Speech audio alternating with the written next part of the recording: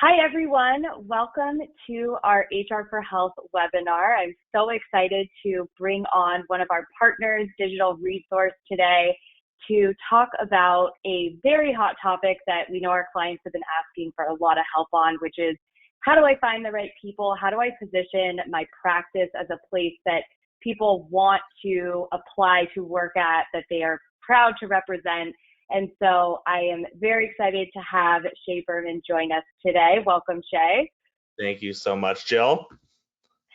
So as I think a lot of you know, I am Jill Hasslemann. I know we do a lot of these webinars. So again, we're very excited to shake it up to have Shay on our webinar today, really as the expert in this space of, again, how do I position myself so that I look like a desirable place to work? How do I find employees that want to work for me? And we deal with this all the time on the HR for Health side of I just can't find the right people. I can't keep the right people. And so we really wanted to bring this expertise from Shay, who is the president of Digital Resource.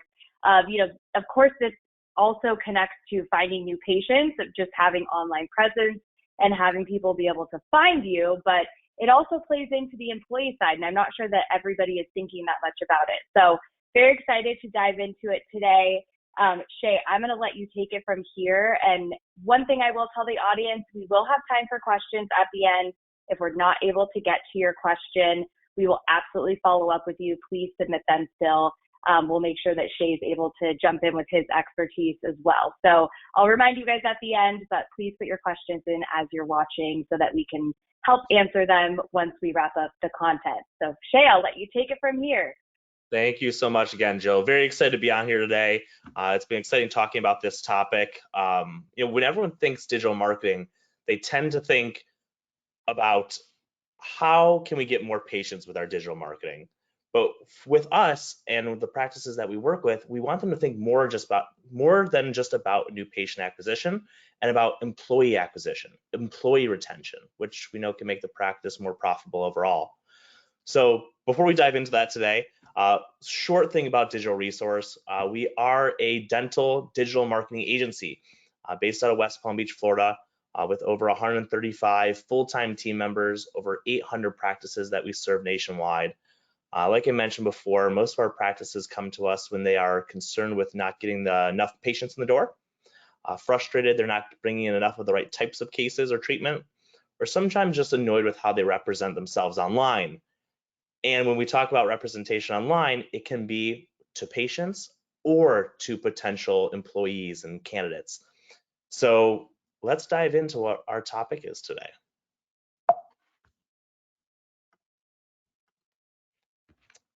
So we're going to talk about four major areas.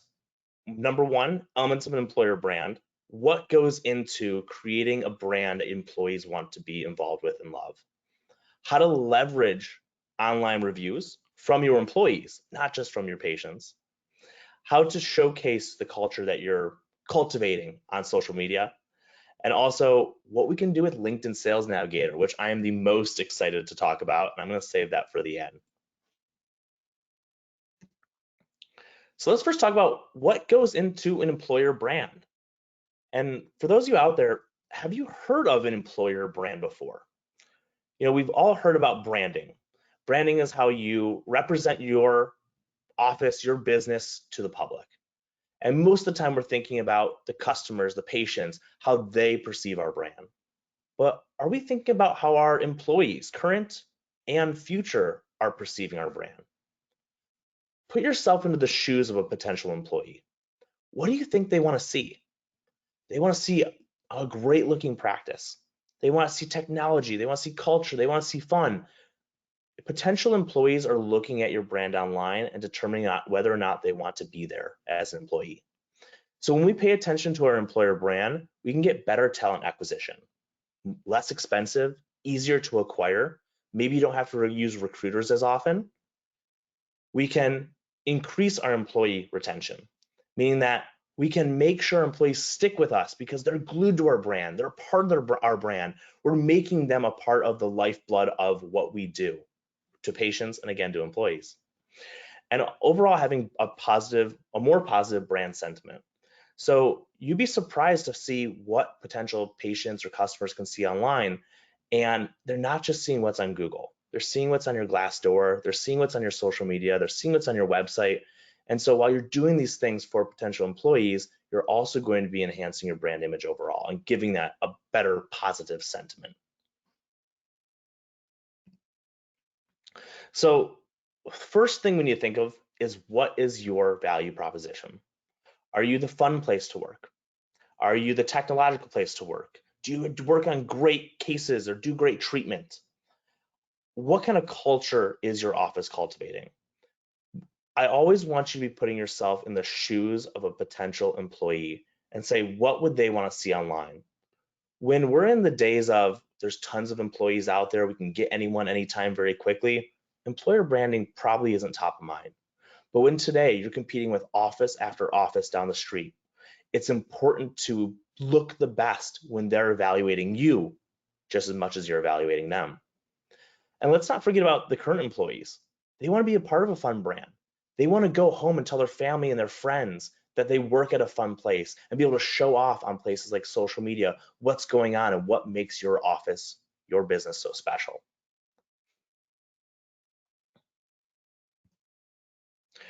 Your employer brand lives online. From your website to your social media to your online reviews, everyone can see everything that you do.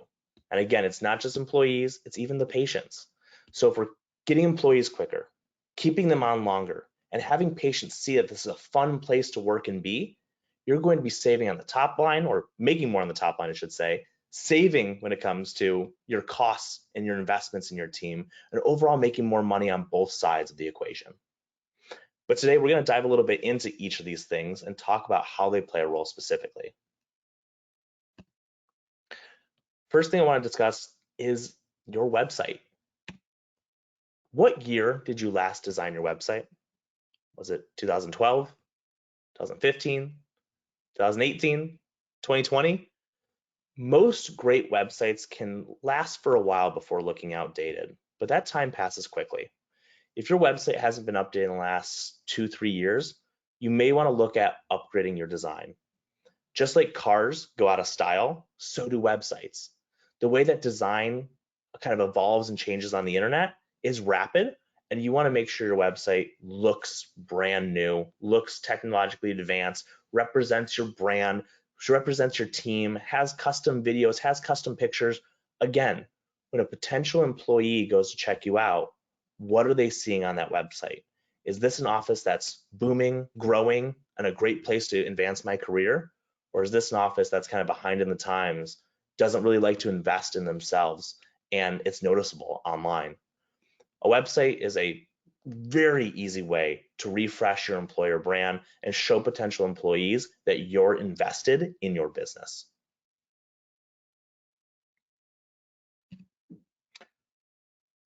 Online reviews. So we have these review sites where employees can leave reviews like Glassdoor and Indeed, and also Google. How many of us have gotten a review from an employee on Google? Probably a good handful of you out there. And of course, tons of our patients and customers are leaving us reviews as well. But you have to remember, when someone Googles your business, a lot comes up. It's not just your website. It's your social media pages, it's your Google page, it's your Glassdoor, it's your Indeed. A low score on Glassdoor or Indeed can not only deter potential employees and candidates for the future, but also can deter potential patients, saying, why does this place have such a low workplace score? So talk to your team.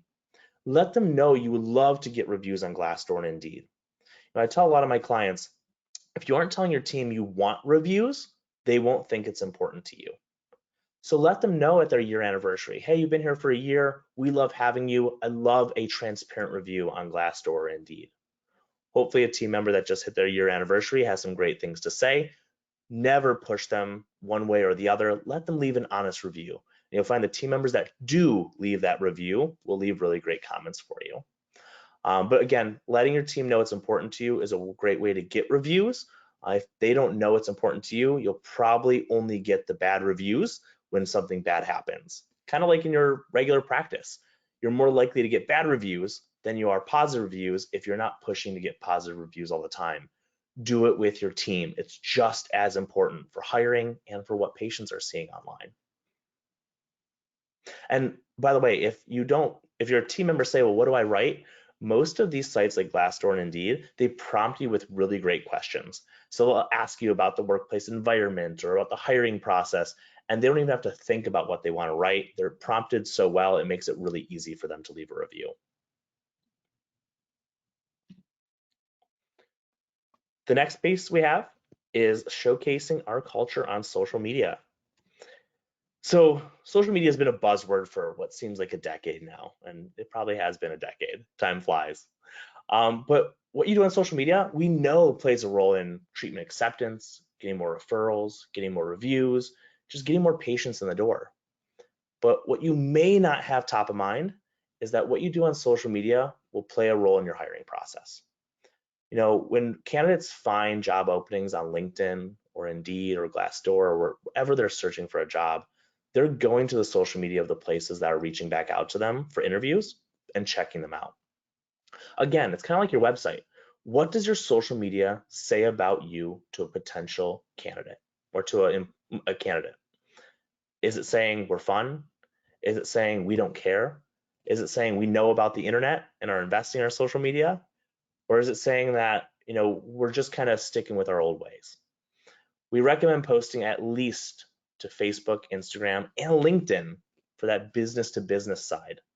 And posting, you know, 2-3 days a week is a solid amount. No, it doesn't need to be geared towards the employee that you guys are looking for. It just needs to be geared towards representing your culture. Not posting on social media shows that you're not invested in your office and your brand. And posting too infrequently on social media just shows again that you're not investing enough in enhancing your brand and growing the business. Employees want to be a part of growing businesses. Show them that that is you and you're invested in that. Also, it's a fun way for them to be able to share and like and kind of engage with other team members, especially on LinkedIn, when they can see that you have current employees that are engaging with some of the posts and they're like, wow, their team is very engaged. It's a great thing for them to see. And as you do this for your employer brand, it's only going to enhance your overall brand. People love to see happy team members. They love to see work anniversaries. They love to see team outings. We'll kind of go into some examples in a second as far as what to post. So meeting the team birthdays, CE courses, trade events, wherever you're going, whatever you're doing with your team, try to snap a photo, quick video, boomerang, keep it top of mind. These things are invaluable for patients to be able to see and so valuable for your potential employees to see as well. And one of the best parts is it keeps your team working as a team. When all of them know they need to be creating this content that involves all of them, they get really excited about this content. It may seem like a chore in the beginning, but the more fun and quirky they're able to get and kind of be authentic and real with each other, the more they're going to bond, the better you're going to look online, and the more we're going to save and profit. So just some quick examples. You guys probably follow a ton of offices online that are doing things great, but make it real people, make it videos when you can, make it fun, make it authentic. I always tell my offices, you're better off posting something than worrying if it's perfect. It's never going to be perfect. As long as you're not offending anyone or saying anything political or crazy, just getting content out there is going to do the job. So photos, great, make sure they're people, but anytime you can get video, it's always going to be that much better in terms of the reach and the engagement and how it represents your office online.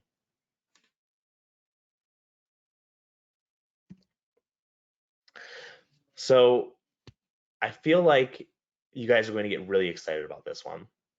How can we find candidates online that are not applying to our jobs on their own? AKA, how do we poach from other offices? So there's a tool out there called LinkedIn Sales Navigator. I believe the first 30 days are free, and after that, it's like $79 a month. Very, very inexpensive. This tool allows you to log in, and you can see in the screenshot here, log in and search by job title. So let's say I need another hygienist. I can type dental hygienist into the search keyword bar here. I can filter that by, let's say, West Palm Beach, Florida, where we're located. And I can say if I want someone who's currently a dental hygienist, been a dental hygienist in the past, and there's some other variables we can look at as well. And as you can see here, we typed in dental hygienist under healthcare services, current job titles, geography West Palm Beach, that they have information on LinkedIn, and look at all of this. Now I know you only see about 5 results here in my screenshot, but there's actually about 300 hygienists that pop up. The next step is to hit this little save button. This will save that person's profile into a bucket for you to be able to reach out later. If you click on their actual name, you'll be able to see all about them. You'll see where they currently work, how long, what their role is, if they've been promoted, where they worked before, a lot of really great information. Also, if you have any mutual connections. This is huge. You can find anyone with any job title through LinkedIn Sales Navigator. But once you find all these people, I mean, you have 300 hygienists. You look at their profiles, you maybe filter out the ones you like. Let's say you like 30 of them. What's next?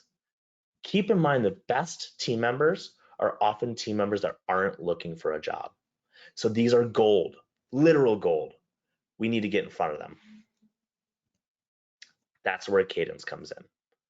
When you save the ones that you like to that bucket, you're able to LinkedIn message them. And sometimes on their profile, they'll actually have a phone number and email address too, but only sometimes. You shouldn't rely on that.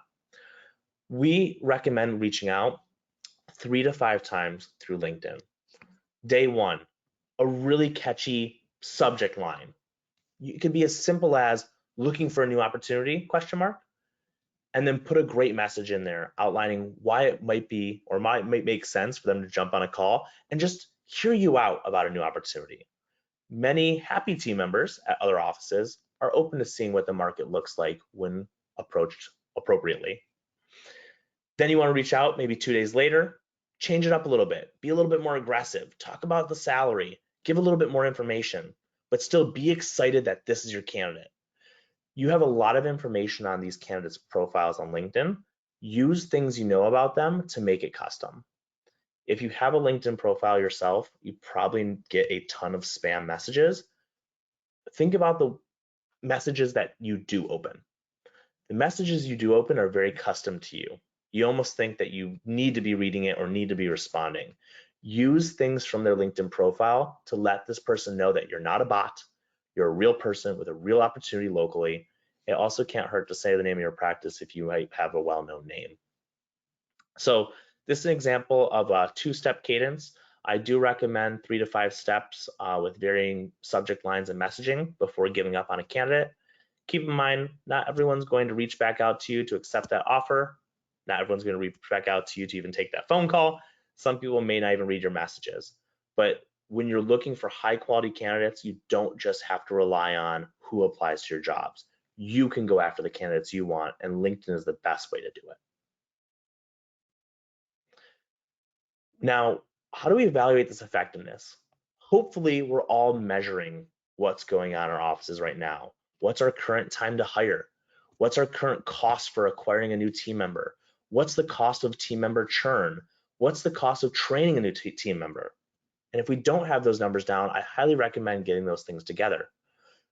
Once you start worrying about your employer brand, looking at your website, looking at your social media, looking at your employee reviews, using LinkedIn Sales Navigator, evaluate how quickly can you get employees in the door compared to the past, and try to measure why. And hopefully through those reviews that you're getting left, you're learning a lot more about your employees and your team members as well. So I appreciate everyone listening today. Hopefully we learned a lot about branding in general, but branding and how much it matters to potential candidates, how it can keep your team involved, and how we can go after the candidates we want that are not job seeking, which hopefully is some groundbreaking information for you all. Thanks for your time. And Jill, thanks for the opportunity again. Thanks, Shay. Yeah, a lot of really great information.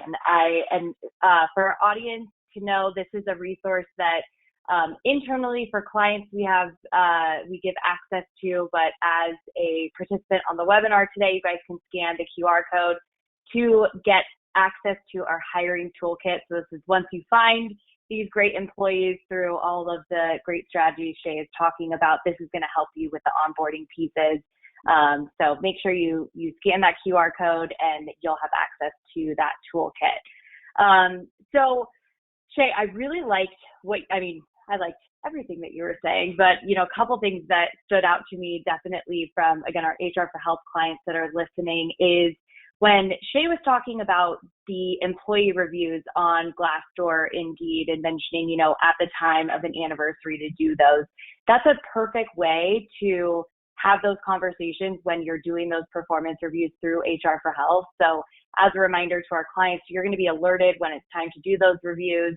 And in the review process, you can have that documented as like a suggestion, asking them as a follow-up from the performance review. So it's important to have those conversations in general, but this is also a way that you can check that off your list because I think it's such a great way to give that representation for the practice. And also those little tidbits that Shay was sharing were absolute gold on what to post on social media, the anniversaries and their birthdays, like pay attention to those alerts that HR for Health is sending to you when somebody has an anniversary or birthday, and just take that and make a quick post about it because it really does make a difference. So a lot of those alerts in the software, I think, will help you to support in what Shay is talking about. So super helpful, Shay. I really appreciate it.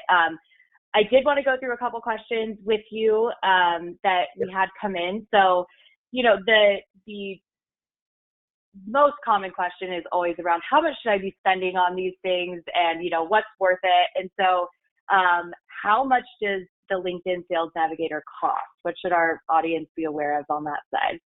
Yeah, for the value it brings, almost nothing. I think it's a free 30-day trial and then like $79 a month after that. Yeah, definitely worth it, especially for everybody that is desperate to find people. That is a great way to do it. That I don't know a lot of people are paying attention to that. So it's a really good tip. Yeah, and just a quick kind of add on to that LinkedIn Sales Navigator. I literally did a training with an office a handful of months back on just literally logging into LinkedIn Sales Navigator, typing in a job title, showing them the filters, showing them some messaging they can outreach. They had 4 open positions that had been open like 4 to 6 months. They filled them in 2 weeks through reaching out. Wow. It was one of my best success stories, and we don't do a lot of these trainings, but it's literal gold. So if you have an open position, get on there ASAP. Yep, absolutely. What else besides LinkedIn from a social media perspective do you recommend people are paying attention to? Yeah, the most basic platforms are Facebook and Instagram for like the business to consumer side, and LinkedIn for the B2B. And obviously, we talk about how your potential employees or future candidates will look at any of the social media pages. So while I think those are the best 3, if you're really into video, TikTok can definitely be a good platform. But if you're not committed to constantly making new video content, your TikTok will probably get a little bit stale. And again, not something you have to be paying attention to right now. So Facebook, Instagram, LinkedIn, golden 3 for now. Do you have recommendations on how practices should be sharing like other content that's maybe not theirs? Does that help promote, more visibility? If I see a different practice is posting a reel on Instagram about something that, it's fun, that is relevant to my audience too, and resharing those, like, does that help in terms of exposure on the platforms at all? So, just getting content out there in the first place is going to be beneficial. So if it's something the practice believes in, even if it's not, their stuff, like sometimes I see practices posting about some of the brands that they're selling inside the office or some brands that they're repping. That's great. Whatever gets your team engaged and involved, it shows what you're passionate about. Yeah, we get this question all the time too, that the office doesn't necessarily know who to put in charge to run the social media. What are your recommendations on that? Sometimes like, oh, this is and even inside HR for Health, we have our Gen Zer who is great with social media. She happens to also have a focus in marketing, so that helps. But if it's, a small practice, 5 employees, let's say, that's looking to grow, like, how do you recommend they take the lead on this? Yeah, I'd say it's usually going to be, especially in a smaller office, either the doctor, the office manager, or a Gen Zer type employee who's very passionate about social media. But it has to be given to one person. One person has to be Mm, responsible. We can't say it's everyone because while everyone needs to be involved, one person needs to capture, one person needs to edit, one person needs to be mm, that point of like gathering everything together and getting things done. So it should be a mhm. part of the job description of someone. I'd say make it the person who's the most engaged on it. It doesn't matter who it is in the hierarchical structure of your office. It's just about who Mhm. thinks it's the most fun. Yeah. And I love your tip about it gets the other employees engaged, even if they aren't the ones that spearheading making sure this stuff is posted. Again, I even know internally our team gets really excited when they get to participate in reels or posting or just, because we're doing team outings, it makes them proud that they're able to, have that representation of our brand. For sure. I mean, we're doing a literally team outing tomorrow here at our office, and we're gonna post it to Facebook, Instagram, and our social media, our LinkedIn. Our team likes it, they share it, their friends, their family see it. Mhm. The reach is exponential for an office when you get your team involved. Yeah. If you're like me, my dad always likes and reshares everything I post on LinkedIn. I'm like, Dad, thanks so much, but everyone knows you're my dad. That's hilarious. um, okay, so this might be the $1 million question. How many reviews should people have? And, is it just Google reviews that are important? Is it Facebook reviews? Like, what kind of crack that code for us? Because I know it can be a little bit overwhelming. Yeah, I'd say it's going to depend on a lot of factors. It's definitely a $1 million question. It's going to depend Mhm. on your competition, the population density that your office is in. It's going to depend on how big your office is and how many reviews you can get. And of course, are we talking about consumer reviews or employee reviews? And it should be a combination of Mhm. both. If you just want to get general, your Google should have at least over 100 reviews on your Google page. That should be mostly consumers, of course, and you should get your team members to leave some great comments on there too. But when it comes to your Glassdoor and your Indeed, it's really going to be dependent on your size of your office because if you have 2 team members or you have 10 team members, there's a lot of different levels of opportunity for given offices. So I would make it a point that all team members should give you a review at least by their first annual review with you, because if you tell them it's important, they should be doing it. And if you make it important, I'd say a 70+% success rate of team members leaving reviews on Glassdoor and Indeed would be good. You should also note they're probably not going to do both. So have a preference. And if you had to pick one, I would say Glassdoor would be a little bit more preferred over Indeed, just due to the way that it ranks on Google. Glassdoor tends to rank above Indeed on Google when searching a practice's name. Got it. And do you have any recommendations on the idea of responding to the reviews? Is that something they should also be doing? Yeah, I mean, Google loves to see that you respond to reviews. They actually give you better rankings when you respond to any review because it just shows you're an engaged business and business owner. And you definitely want to be responding to the positive ones and to the negative ones. Um, Stating your thank you is massive.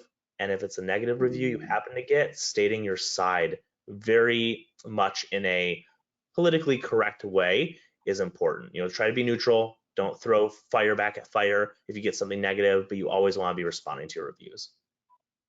Is that something that your team helps with, We of do. responding or what to say? Yeah, so we monitor all reviews for our practices, and then we assist them with the responses. Many practices, we just respond on their behalf. They don't even want to get involved unless it's something they need to. But many practices Mhm. also work with us to craft messaging. We give them advice. We tell them how to handle things even offline if it's necessary to go offline before online. So we do help out there. Well, that in itself is a reason to work with you because I think that can be a very overwhelming part of social media. So I appreciate that. So, okay, that is all the time that we have for questions. Like I said, though, if we did not get to your question, we'll see those as they come through. We'll make sure to reach back out to you to get you those answers and that guidance based on what you're looking for. And, I think as a way to kind of summarize this, Shay mentioned that they're doing an employee retreat. Follow them on social media, see what they're posting. There's nobody like the experts that you can learn from in real time. So I think if anything, that should be a takeaway for what they're doing. Thank you, Joe. That's perfect. We love to see you guys on Facebook, Instagram, LinkedIn. We've got it all. Check out our website. Awesome. Well, thank you so much, Shay. This was really, really helpful. I know that we will have you back to dig in more to this from both the employee side and the patient side of being able to just attract this attention that, to your point, is deserved and needs to be known. Everybody's used to the internet now. So even my grandma, she's 88, she's on Facebook more than anybody. So it's a great way to get your audience. So we really appreciate it. Thank you, everybody, for joining. As I mentioned, we'll get back to you on your questions, and we will see you next time. Thank you so much again, guys. Thanks for your time.